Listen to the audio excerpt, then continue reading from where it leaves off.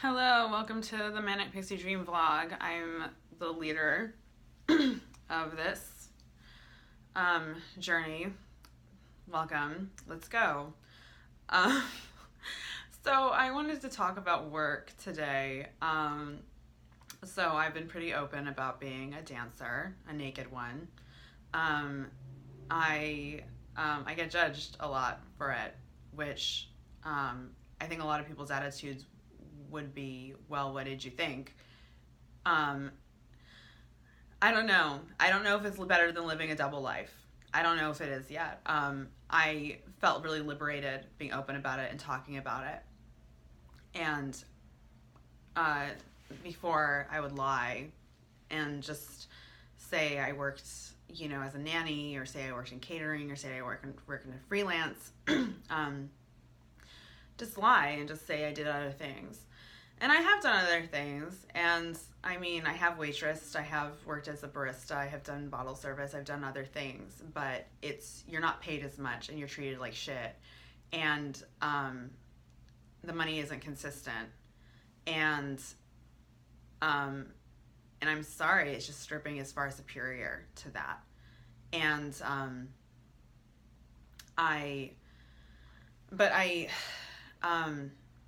I don't know. I used to do art modeling in my hometown for this artist in his class, his life drawing class. And I remember the first time I did it, and I stepped down from the little stage where you have like a little couch set up, and you do a pose, and you stand there for 10, 15 minutes, and people draw you. And I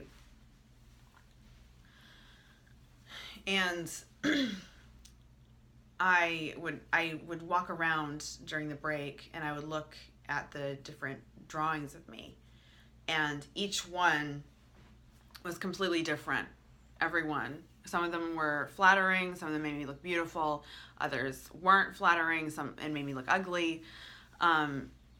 Maybe it's due to like the amount of experience and talent each person had, or something like that, and the elements of that nature that go into it. But for the most part, it was just for me, what I was sort of fascinated by was just how different people see you, how different people will depict you just by looking at you without knowing you. And I'm just, stripping is such a huge part of who I am. It's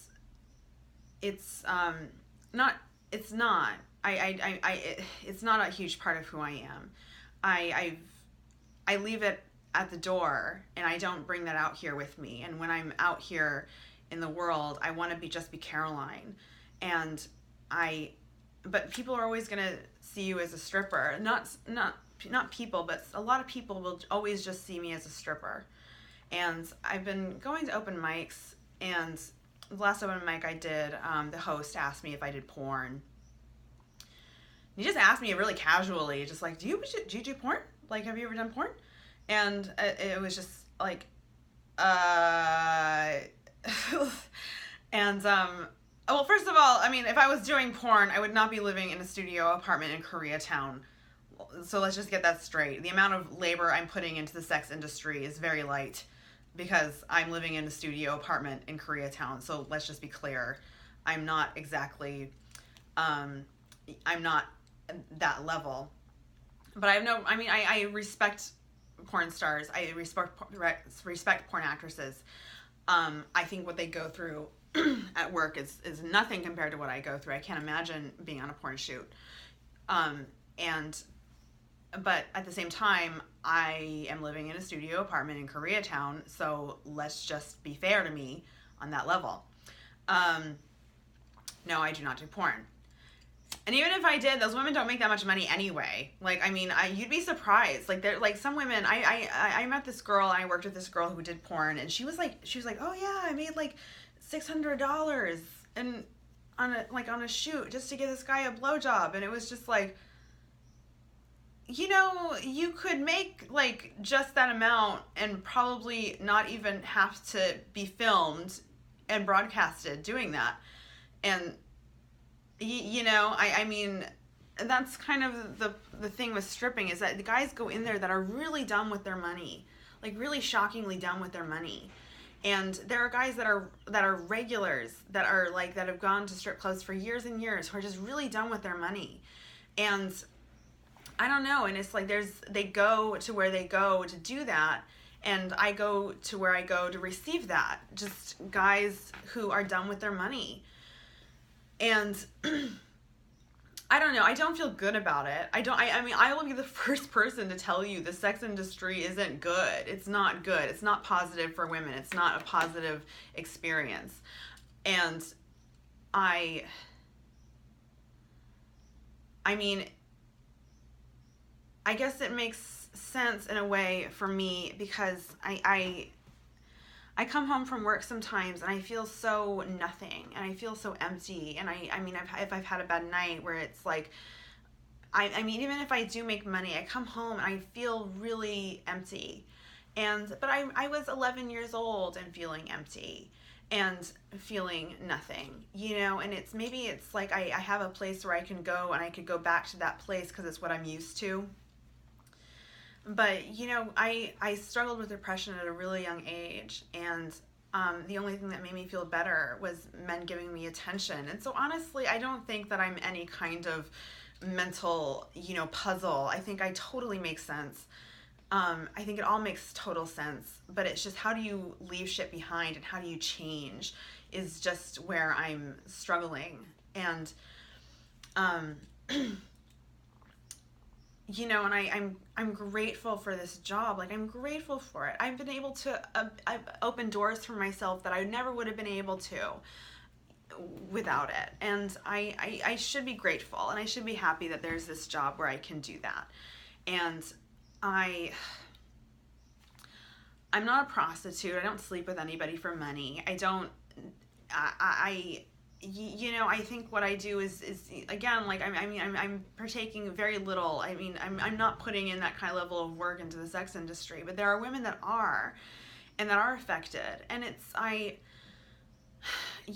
one thing I've noticed about, like, the worst clients that come in are guys that work in nonprofits. And because if a guy starts talking to me about all the charity work he's doing, I immediately just like freeze up, like, oh no, I know what's coming. And what's coming is he's gonna judge me for what I do. And I remember talking to this guy for like a good 15 minutes, and I thought he had money, and he had money. He was a lawyer. And I asked him, like, to spend money on me, you know, because that's what you do. That's your job. You have to ask these guys to spend money on you. And he was like, why would I give money to you when I give money to this charity, this charity, this charity? And it was just like, okay, dude, like, I mean, I get it. You're a good person, and I'm not. And I go to church sometimes, and it's probably one of the healthier things that I do for myself. Last Sunday, it was a message I needed to hear because it was on my mind. It was the story about Jesus, and there was this woman. She was caught being an adulterer. There's different versions and different translations of who this woman was. Some translation, it was that she was married to a rabbi and she was an adulterer. Other versions of the story was that she was a prostitute, and they were stoning her for being a prostitute. But Jesus went and he wrote something on the ground. In some translations of the Bible, he wrote a line, a protective line, you know, preventing these men from stoning her. But the priest this Sunday, he said what he thought what Jesus wrote was the names of the men that she had slept with who were there to stone her. And that the men who were going to stone her and were going to kill her were the men that slept with her, and were the men that were equal in the crime that she was being executed for. And yeah, and then Jesus did tell her, like, go in peace and sin no more and stuff. But I mean, I don't know. I think that was where I you know, where it's like that line in the DMX song, like, the preacher tells the truth and it hurts hearing that for me, because I don't know how to stop. And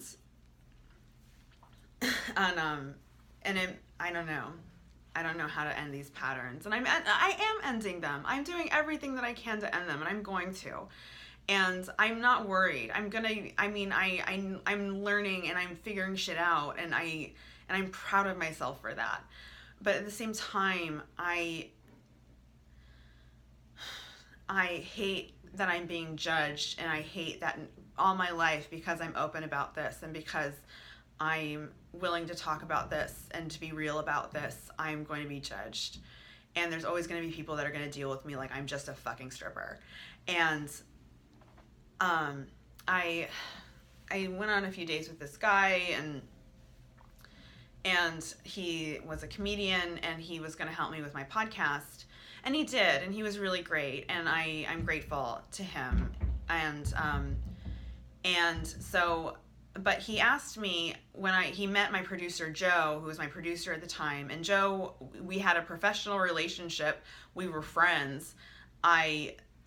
There was nothing strippery about our relationship. And so, when Joe was setting up, the guy took me aside and he was like, "Are you playing him to get him to do this for you?" And so, by playing him, I think he meant, am I finessing Joe and I'm manipulating Joe into producing my podcast for me? And the answer was no. I was working hard, and I was paying Joe $250 an episode to produce my podcast. And I was, and I don't know, I didn't really think anything of it, and it doesn't bother me that he said that. It's just, again, some people are going to draw you that way, and I don't know. This guy was judging me, but he was pursuing me, and we ended up sleeping together, which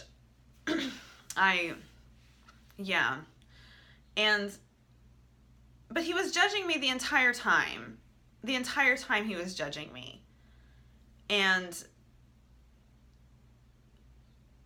because I have to manipulate men at work, and I have to finesse men at work. That's part of my job. That's part of how I make money. That's how the better you are at it, the more you'll make.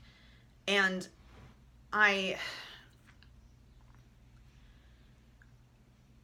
don't know. It's not good. It's not good for your soul, for sure. And I would love to be an honest person, and I am. I'm being so honest with you. And if you're whoever is watching, whoever is listening, I'm being so honest with you. And I hope that that's a good reflection of me in some way, that I'm being honest with you.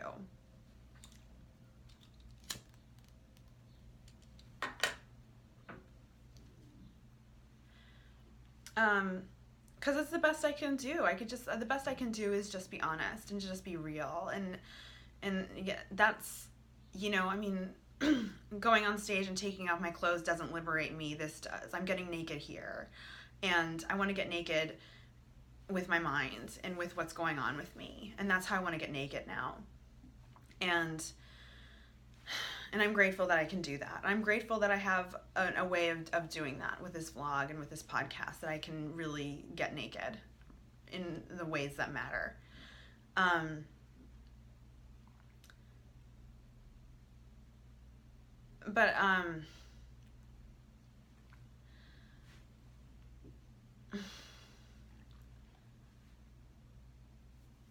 There are women that I work with that are moms. And man, they fucking love their kids. They love their fucking kids.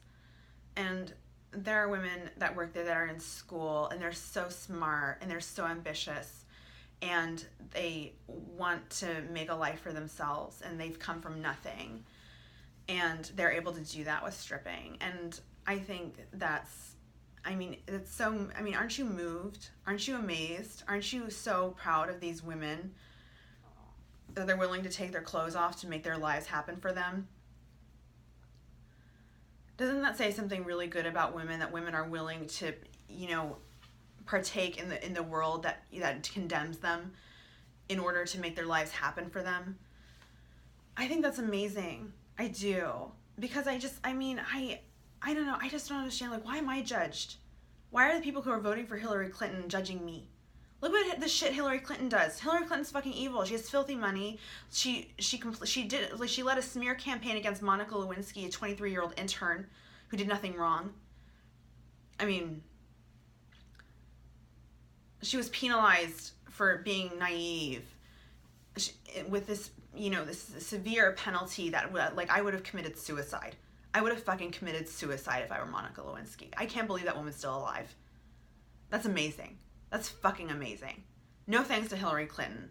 But people will vote for Hillary Clinton, who has filthy money, who's, like, ties to, like, all these wars, who's probably had people fucking killed, And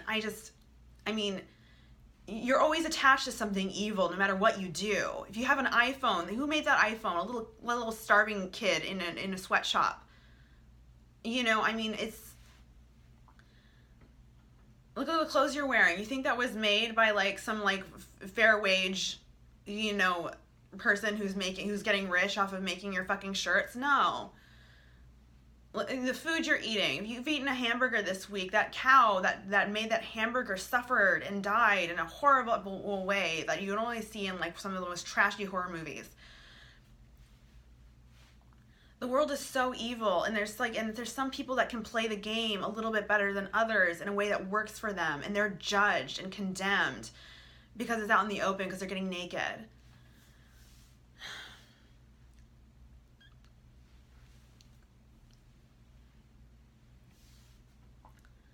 There's a lot about stripping that's really fucking dark, and that's really fucking wrong. And you hear and see horrible shit all the time. This other girl, she came in and she was crying, she was upset, and she was telling everybody that she wanted to commit suicide.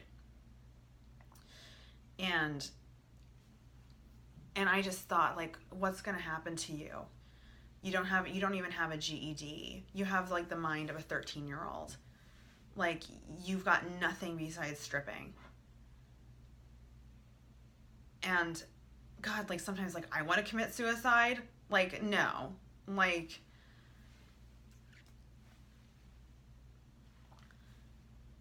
it comforts me, not comforts me, but I feel united with so many people who've come forward about having suicidal thoughts and depression, like, people from all different kinds of walks of life. It doesn't matter, celebrities and actresses and actors will come out with having depression, and that makes me feel a little bit better about myself, knowing that other people go through it too, and other people are feeling the same shit that I'm feeling in different ways from different sources.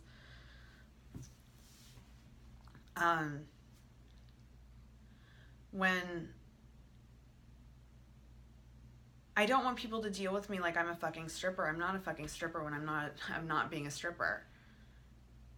And it doesn't matter how honest I am. It doesn't matter how real I am. It doesn't matter how much I'm willing to not lie. I don't know, and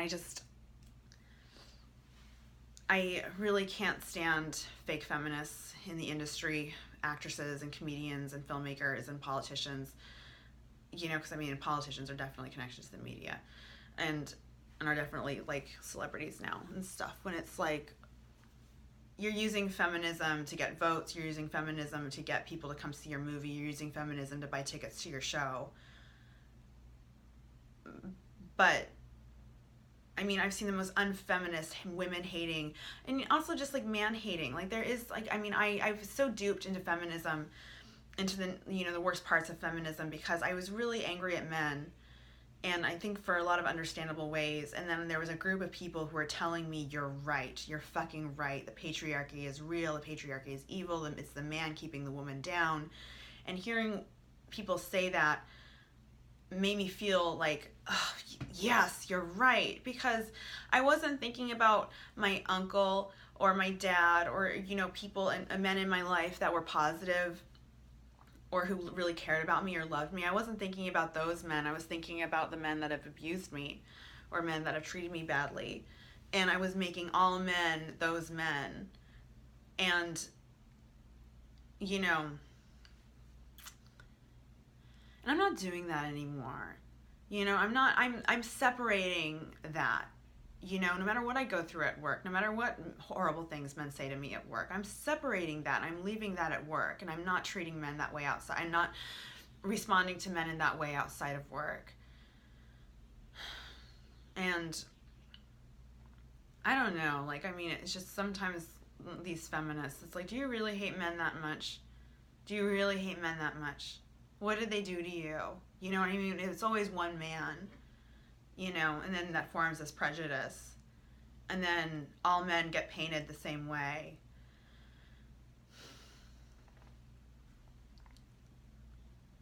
And it's just like, I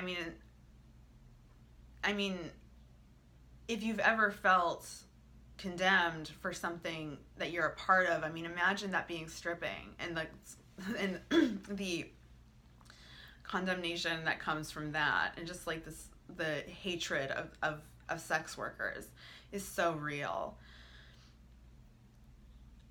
I have a friend who is a webcam model, and she's like, guys will jerk off to me with one hand and point a finger at me with the other. I can't believe just the amount of people who watch porn, the amount of people who go to strip clubs, the amount of people who are, I don't know if like Playboy's still a thing, but the amount of people who will objectify women,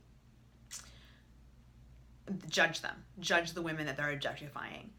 It makes me so fucking angry. It's like guys are looking at me like I'm fucking ice cream, and they hate me. They fucking hate me. They hate me. They look at me with the disdain of just like the hatred in their eyes, and I see it and I feel it and I get it from them. And it's like, but why are you looking at me like you fucking want to fuck me? You would have sex with me? I mean, sorry, I'm not, like, I don't want to get like, I don't want to become angry, but like, I worked with this model when I was a PA, and this model, she was, you know, pretty recognizable and pretty well known, and she was an evil person. She was a horrible human being. It was really amazing to me to see how horrible this woman was. And I remember when I first saw her and I thought how beautiful she was and how gorgeous she was, and then it just like, then all of a sudden she just became ugly. She became a very ugly woman. And I don't know. And then I told that to this guy, and he was like, oh, well, you know, the unfortunate reality is that most men would still want to sleep with her. And like, really? Like, men would want to sleep with a woman that's like an ugly human being? I don't know.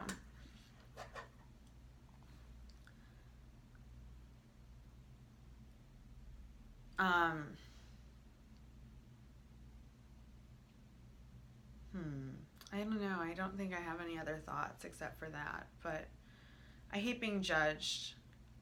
And there are a lot of people that would say, well, that's what you get for being a stripper, and maybe that's true, but maybe that shouldn't be true.